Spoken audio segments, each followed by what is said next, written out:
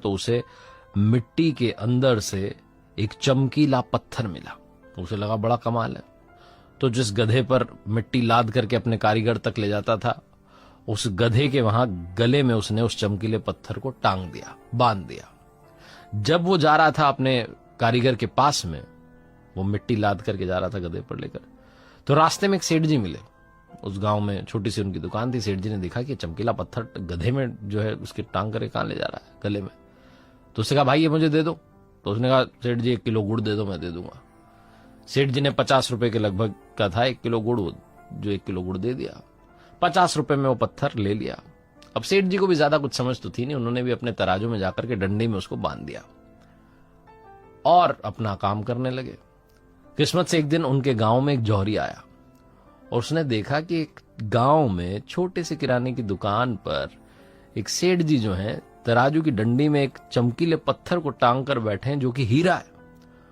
उस जौहरी ने कहा भैया ये मुझे दे दो, आप कितने का दोगे? सामान तो नहीं खरीदना, पहले बस मुझे ये चमकीला चाहिए पत्थर। सेठ जी ने कहा 100 रुपए से कम में नहीं दूंगा। जौहरी बहुत बड़ा कंजूस था, उसने कहा 100 रुपए? मैं 100 रुपए नहीं दूंगा, 80 रुपए देने हो तो बताओ। 80 रुपए दे रहा हूं, ले लो और मुझे दे दो।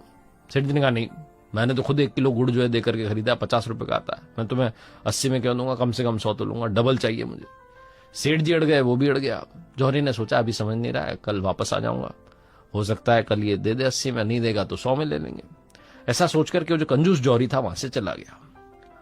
अब संयोग ये हुआ कि उसी शाम में एक दूसरा जौहरी उस गांव के रास्ते किसी शहर में जा रहा था। उसकी कार वहां खराब हो गई और कार खराब हो गई तो थोड़ा समय वो वहीं बिताना चाह रहा था, गांव में रुका रहा कार ठीक हो तब तक।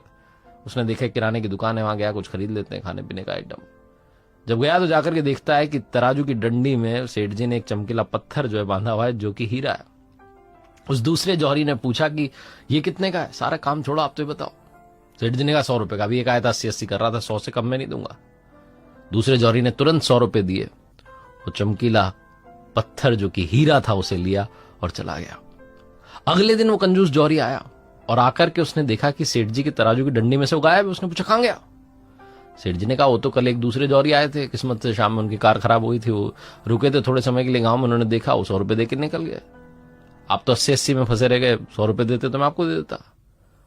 अब जो कंजूस जौहरी था उसको बहुत गुस्सा आने लगा, लेकिन अपना गुस्सा निकालने के लिए क्या करे तो उसने कह दिया सेठ जी से कि आप किस बात के सेठ जी, आपको पता ही नहीं है, वो चमकीला पत्थर नहीं था, लाखों का हीरा था, आपने 100 रुपए में दे दिया। सेठ जी ने कहा मुझसे मूर्ख तो आप हो, मुझे तो पता भी नहीं था कि वो हीरा है, मैं तो चमकीला पत्थर समझ करके उसको टांग करके बैठा था। आपको तो पता था लाखों का हीरा है, तब भी आप 20 रुपए के लिए सिर्फ जिद पर अड़े रह गए। बहुत छोटी सी कहानी है जो सिखाती ये है कि लाइफ में अपॉर्चुनिटी कब हाथ से निकल जाएगी, खिसक जाएगी, आपको पता नहीं चलेगा। इसलिए जहां अवसर आया है, अवसर